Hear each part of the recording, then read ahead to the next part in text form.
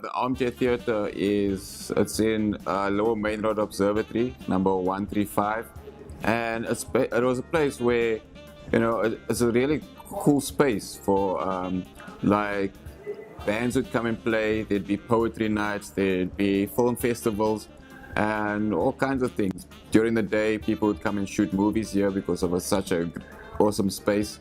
Yeah, and open mics as well, and yeah, a lot of the bands actually started here at the Armchair, the older bands. I'm not sure. I just hear about it, but I'm not sure which are the bands because I'm more into the comedy thing. But yeah, and then the comedy got introduced and it became a hit because, well, there used to be lines going around the corner for the place. And the entire area was open, not just where we are right now. It's not just the theater. The wall was down, the bar was on the other side, the stage was the side, so you could fill in about 100 and odd people. And now we can only fill in half, which is equally as cool though. We have great crowds here. It's like eating at a bus stop with and everybody's trying to share your wine and you're like, fuck off! Ah, shit, I have to do the weird. And I think it ran for about 5 years before the place closed. And then we restarted the Armchair again in, I think it was 2010 or 2011, where Christopher Steenkamp was living at the Armchair, and then we were doing it down the road at Ops Cafe, but then they closed down, so we brought it here on a Sunday night at the Armchair. And ever since then, that's when we've been doing comedy on a Sunday ever since then. Nelson de Gavea came in after Christopher Steenkamp left, and then he got caught up in other things and couldn't do it anymore, so I took over, and I've been doing it now for the past 3 years. So, how important is stand-up comedy? It's quite important. I mean, it makes you laugh. So I have like 3 jobs. I have 3 jobs. This is one of them. The other one is I work in retail. Anyone else have a job? No jobs here tonight. Fantastic. Jesus. Woo! Any art students in the house? Any art students in the house? Cool. You're all gonna be. Oh, we've got one at the back. You're gonna be so poor, my guy. I'm sorry.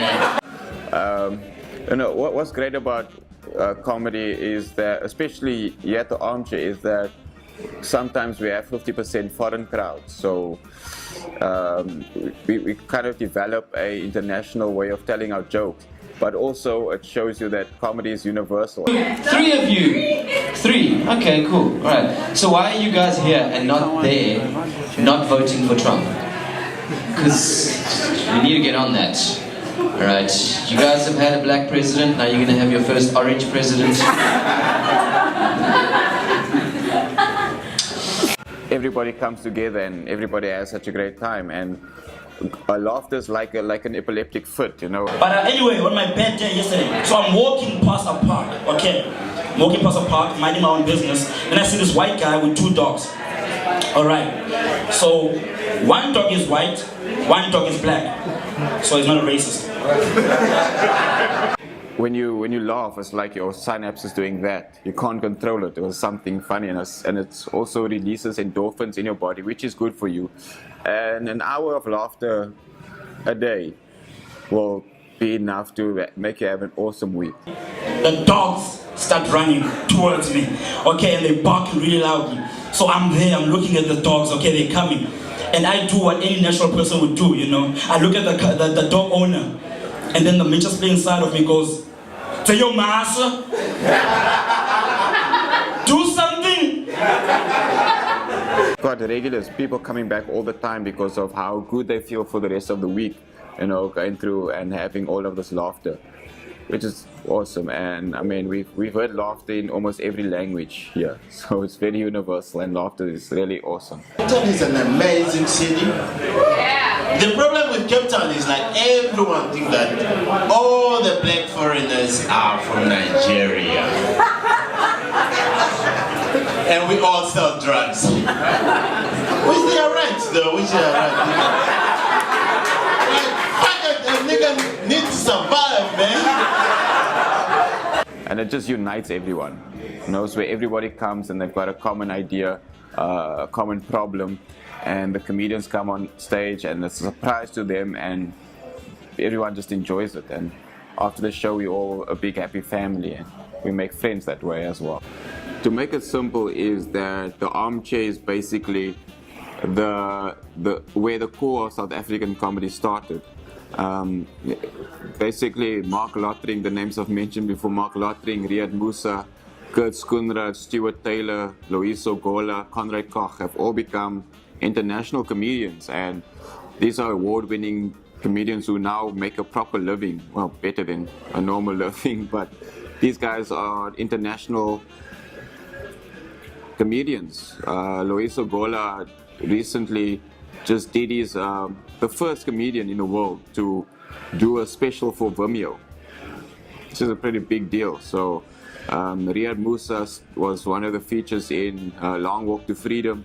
Mark Lottering is busy doing his 15th one-man show. Nick Rabinowitz as well, doing, not sure, like probably 7th or 8th show at the Baxter. Kurt Schoenraad now owns the Cape Town Comedy Club, and basically they have set the tone for South African comedy, and these guys are the core of South African comedy as well. So, and the Armchair, we're continuing to produce up-and-coming comedians like Carl Weber, KG Moghade, Yassine Barnes, Dylan Skews, just to name a few, and there's quite a lot. So the Armchair is very important to South African comedy because it provides a platform where not only do new comedians come and try new stuff, but we have 2 dedicated nights to stand-up comedy. We have the Wednesday night, which is the open mic, and the Sunday night we keep traditional, with which becomes more of the premium show. If you ever want to find out about some person and you want a first date, come to a comedy show. You learn so much more from what someone finds funny and how they react with their laughter. So laughter is important.